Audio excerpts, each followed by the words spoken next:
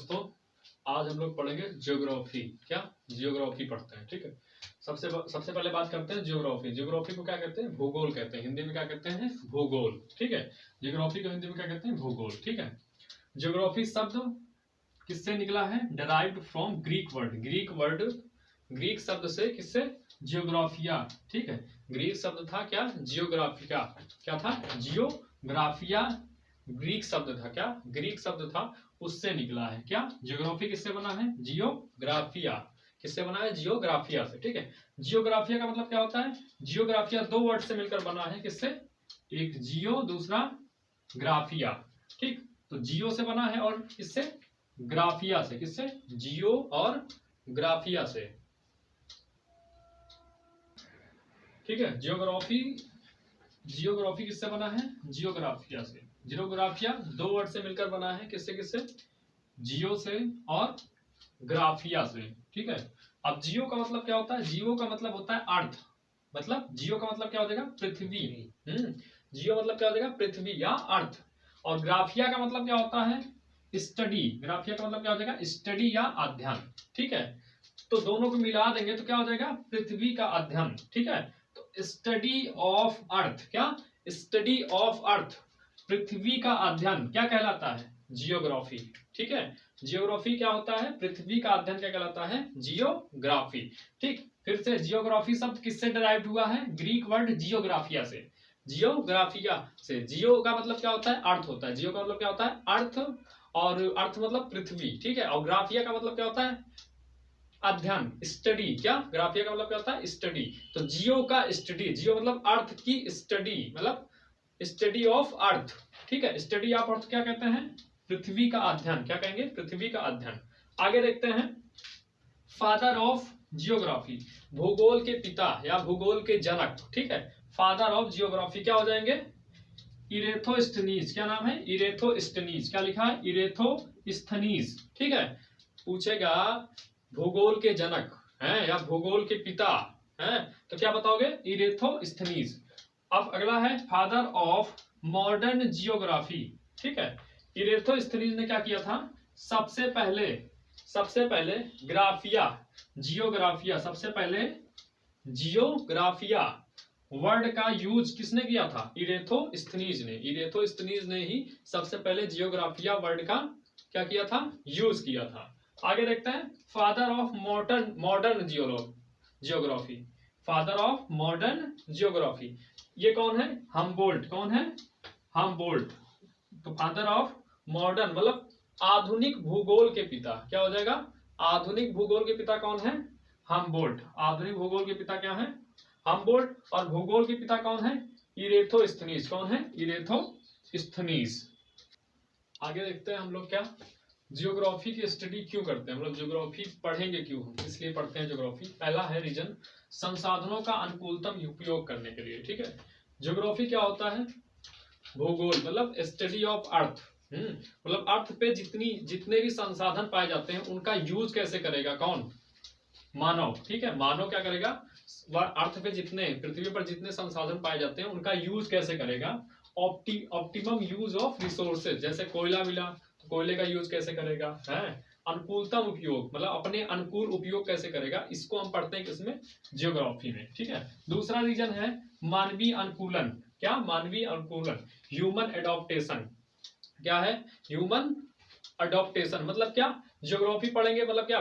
पृथ्वी का अध्ययन है। पृथ्वी हमारे रहने योग्य कैसे बनी रहेगी, ठीक है। मृदा प्रदूषण ना करें, वायु प्रदूषण ना करें, जल प्रदूषण ना करें, स्थल प्रदूषण ना करें। तो ये क्या है? ह्यूमन एडॉप्टेशन हो जाएगा। तीसरा रीजन है मानव पर्यावरण अंतःक्रिया, ठीक है। Human environment interaction. ये भी हमें पढ़ना है। क्या इसमें क्या पढ़ेंगे? कि मानव जो ह्यूमन है वो इन्वायरमेंट मतलब पर्यावरण से कैसे जुड़ेगा, ठीक है।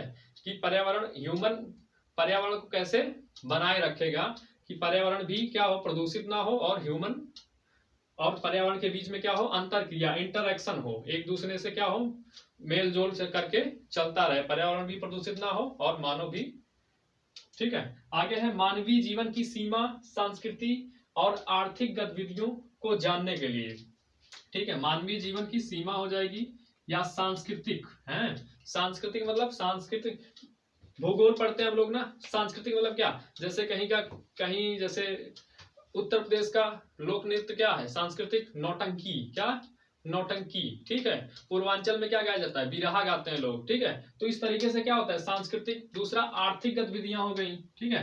आर्थिक गतिविधियां कैसे हो जाएंगी, जैसे जहां पे अर्थ होगा, ज्योग्राफी पढ़ेंगे तो हमको पता लगेगा क्या कि यहाँ पे क्या लोहा पाया जाता है, तो जहां पे लोहा पाया जाएगा क्या होगा, वहां पे क्या होगी, लोहे की क्या हो जाएगी, फैक्ट्रियां लग जाएंगी, लोहे की फैक्ट्रियां लग जाएंगी। इस टाइप से क्या होगा, वहां पे आर्थिक गतिविधि होगी। आर्थिक मतलब क्या, पैसे रुपए से संबंधित चीजें क्या होती हैं, आर्थिक, ठीक है। तो इसको जानने के लिए क्या पढ़ते हैं, ज्योग्राफी पढ़ते हैं। जैसे to know about social, cultural and economic activities of human life, ये सारे रीजन हो गए ज्योग्राफी पढ़ने के। आगे हम लोग अब ज्योग्राफी में क्या पढ़ेंगे, यूनिवर्स पढ़ेंगे। क्या पढ़ेंगे, यूनिवर्स, ठीक है। ब्रह्मांड, ठीक है। ब्रह्मांड में क्या है, ब्रह्मांड में दो चीजें हैं, एक है विजुअल, विजुअल वाला दृश्य जो हमें दिखाई देती है, ठीक है। क्या है, विजुअल जो हमें दिखाई देती है, ठीक है। जैसे, और दूसरा क्या है, दूसरी क्या है, इनविजिबल, अदृश्य, ठीक है। दो टाइप का है ब्रह्मांड में, दो टाइप की चीजें हैं, मतलब एक होती है विजिबल जो हमें दिखाई देती है, जिन्हें कहेंगे हम दृश्य। दूसरी क्या है, इनविजिबल, जिसे कहते हैं अदृश्य, जो हमें दिखाई नहीं देती है, ठीक है। दृश्य में क्या आ जाएगा, हमारा मैटर आ जाएगा, द्रव्य। द्रव्य में क्या आता है, ठोस, द्रव, गैस, सॉलिड, लिक्विड और गैस, ठीक है। तो और प्लाज्मा, ये सारी चीजें आ गई ना। द्रव्य के 5 होते हैं, बोस, आइंस्टीन, कंसेंडेंट, ठीक है। तो ये आ जाएंगे द्रव्य में। ये हमें क्या होते हैं, दिखाई देते हैं, ठोस दिखाई देता है, द्रव दिखाई देता है, ये सारी दिखाई देती है, गैस नहीं दिखाई देती है, ठीक है। आगे एनर्जी, दूसरा क्या है, अदृश्य, क्या, एनर्जी, ठीक है। बहुत सारी एनर्जी है यहाँ पे ब्रह्मांड में, लेकिन हमें दिखाई नहीं देती है, ठीक है। जैसे बल, बल क्या है, एक टाइप का एनर्जी होता है बल, ठीक है। जैसे गुरुत्वाकर्षण बल है, ठीक। काइनेटिक एनर्जी हो गई, गतिज ऊर्जा जिसे कहते हैं, ठीक है। गतिज ऊर्जा, कोई ऊर्जा दिखाई देती, गतिज ऊर्जा हमें नहीं दिखाई देती। तो एनर्जी क्या आ जाएगी, इनविजिबल में, अदृश्य में, कोई ऊर्जा नहीं। प्रकाश ऊर्जा दिखाई देती है, प्रकाश दिखाई देता है, प्रकाश ऊर्जा नहीं दिखाई देती। रासायनिक ऊर्जा, ये सारी ऊर्जाएं हैं ब्रह्मांड में, ये हमें दिखाई नहीं देती हैं। इन दोनों को मिलाएंगे तो, द्रव्य और एनर्जी को मिलाएंगे तो क्या हो जाएगा, जितने भी ब्रह्मांड में क्या है, बहुत सारे मैटर है, मतलब समस्त द्रव्य आ जाएंगे ब्रह्मांड में, और आ जाएगा ऑल एनर्जी, मतलब समस्त ऊर्जा, ठीक है। ब्रह्मांड में समस्त द्रव्य और समस्त ऊर्जा को मिलाकर क्या बना है, ब्रह्मांड मिला है, मतलब all matter plus all energy, ठीक है। जो क्या करती है, जो एग्जिस्टेंस करती है, क्या एग्जिस्टेंस करती है, अस्तित्व में जो है, ठीक है। जो अस्तित्व में है उनकी बात हो रही है, वो सारे मैटर और वो सारी एनर्जीज मिला के क्या बनता है, ब्रह्मांड बनता है। आगे देखते हैं हम लोग, देखते हैं कि स्टडी ऑफ क्या, स्टडी ऑफ यूनिवर्स, ब्रह्मांड का अध्ययन, ठीक है। ब्रह्मांड का अध्ययन करते हैं तो सबसे पहले आए थे टालमी, ठीक है, ठीक है। देखते हैं स्टडी ऑफ यूनिवर्स, क्या, ब्रह्मांड का अध्ययन, ठीक है। सबसे पहले देखते हैं टॉलमी, क्या आया था, टॉलमी आए थे। टॉलमी ने क्या कहा था, 143 एडी में, 143 एडी में इन्होंने कौन सी थ्योरी दी थी, जियोसेंट्रिक थ्योरी दी थी। क्या दी थी, जियोसेंट्रिक थ्योरी, ठीक है। हिंदी में बोले तो भू संकेंद्री सिद्धांत दिया था। क्या, भू संकेंद्री सिद्धांत, ठीक है। जियोसेंट्रिक में दो वर्ड है, कौन सा, जियो और सेंट्रिक। तो जियो का मतलब मैंने बताया आपको क्या होता है, अर्थ, पृथ्वी, ठीक है। और सेंट्रिक मतलब होता है इन द सेंटर, मतलब बीच में, ठीक है। तो अर्थ कहाँ रहेगी, बीच में, इन द सेंटर, बीच में क्या रहेगी, अर्थ रहेगी। तो इन्होंने क्या कहा, इन्होंने कहा कि earth is in the centre of universe and all heavenly bodies revolve around it। Hindi में क्या कहा इन्होंने, हिंदी में कहा पृथ्वी ब्रह्मांड के केंद्र में है, पृथ्वी क्या है, ब्रह्मांड के केंद्र में है, तथा समस्त खगोलीय पिंड पृथ्वी के चारों ओर परिक्रमा करते हैं, पृथ्वी के चारों ओर घूमते हैं, ठीक है। उन्होंने कहा कि अर्थ क्या है, बीच में है, ठीक है। उसके चारों ओर प्लैनेट, फिर सैटेलाइट्स, फिर क्या है, स्टार्स। पृथ्वी क्या है, केंद्र में है, पृथ्वी क्या है, केंद्र में है, उसके चारों है स्टार्स घूमते हैं, ठीक है। इस थ्योरी में क्या कहा गया, जियोसेंट्रिक, क्या नाम है इसका, जियोसेंट्रिक थ्योरी दी थी टालमी ने। कहा कि जियो क्या है, बीच में रहेगा, कौन, अर्थ, मतलब बीच में रहेगा सेंटर में, और उसके चारों तरफ क्या रहेंगी, हीवेनली बॉडीज, ठीक है, खगोलीय पिंड रहेंगे। खगोलीय पिंड में क्या आ जाएंगे, प्लैनेट ग्रह आ जाएगा, सैटेलाइट उपग्रह आ जाएगा, स्टार्स और तारे, ये क्या है, हेवनली बॉडीज कहते हैं इनको, खगोलीय पिंड। तो ये आ गया क्या, ये टॉलमी का क्या था, थ्योरी था, इन्होंने क्या दिया था, जियोसेंट्रिक थ्योरी दी थी, भू संकेंद्री सिद्धांत। इन्होंने कहा था कि पृथ्वी कहाँ रहेगी, बीच में रहेगी, सेंटर में, पृथ्वी कहाँ रहेगी, बीच में रहेगी, उसके चारों तरफ क्या रहेंगे, खगोलीय पिंड रहेंगे। ठीक है, ठीक है। अगली थ्योरी किसने दी थी, अगली थ्योरी आया कॉपरनिकस। किसने, कॉपरनिकस। कॉपरनिकस ने अगली थ्योरी दी थी 1543 एडी में। कब, 1543 एडी में। इन्होंने कौन सी थ्योरी दी थी, इन्होंने दी थी हीलियोसेंट्रिक थ्योरी, हीलियोसेंट्रिक थ्योरी दी थी। ठीक है, हीलियो का मतलब क्या होता है, ring of fire. Ring of fire क्या हो जाएगा, सन हो जाएगा, क्या, सूर्य। ठीक है, रिंग ऑफ फायर क्या हो जाएगा, सूर्य। और सेंट्रिक का मतलब क्या होता है, इन द सेंटर, मतलब क्या, बीच में, इन द सेंटर। इन्होंने कहा कि अब क्या है, सूर्य बीच में है। ठीक है, हीलियोसेंट्रिक, हीलियो का मतलब क्या होता है, रिंग ऑफ फायर, आग का गोला। आग का गोला क्या होगा, सूर्य होगा। ठीक है, इन्होंने कहा है नॉट अर्थ, पृथ्वी नहीं, sun is the centre, sun is in the centre of universe. क्या, sun is in the centre of universe, क्या, सूर्य ब्रह्मांड के बीच में है। एंड और ऑल हेवनली बॉडीज, और सभी समस्त खगोलीय पिंड रिवॉल्व अराउंड इट, और इसके चारों ओर परिक्रमा लगाते हैं। ठीक है, हिंदी में क्या, पृथ्वी नहीं, सूर्य, सूर्य ब्रह्मांड के केंद्र में है, तथा समस्त खगोलीय पिंड सूर्य के चारों ओर परिक्रमा करते हैं। ठीक है, ये थ्योरी किसने दी थी, कॉपरनिकस। कॉपरनिकस ने कौन सी थ्योरी दी थी, हीलियोसेंट्रिक। हीलियो मीन्स क्या होता है, रिंग ऑफ फायर, जिसे क्या कहेंगे, सन कहेंगे, आग का गोला सन ही है। ठीक, और सूर्य, और सेंट्रिक मतलब क्या होता है, बीच में, इन द सेंटर। तो इन्होंने कहा कि पृथ्वी नहीं है बीच में, क्या है, ब्रह्मांड के बीच में क्या है, सूर्य है, और सूर्य का चक्कर लगाते हैं सभी खगोलीय पिंड। अब कॉपरनिकस के बाद आते हैं केपलर। केपलर ने कहा कि sun is in the centre of solar system. ठीक है, इन्होंने कहा क्या कहा कि सन क्या है, सोलर सिस्टम के सेंटर में है, मतलब सूर्य सौर मंडल के कहाँ है, केंद्र में। केंद्र मतलब बीच में है।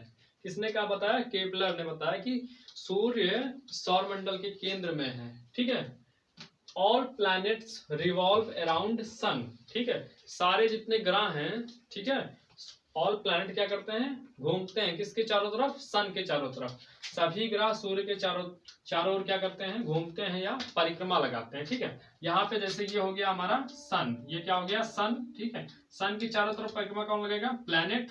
और प्लैनेट किसमें है, सोलर सिस्टम का क्या है, ये सोलर सिस्टम का क्या है, भाग है। ठीक है, सोलर सिस्टम में क्या पाए जाते हैं, प्लैनेट। और प्लैनेट किसका चक्कर लगाते हैं, सन का। ठीक है, कहेगा सौर मंडल का मुखिया कौन है, तो सूर्य। सौर मंडल का मुखिया कौन है, तो सूर्य है सौर मंडल का मुखिया।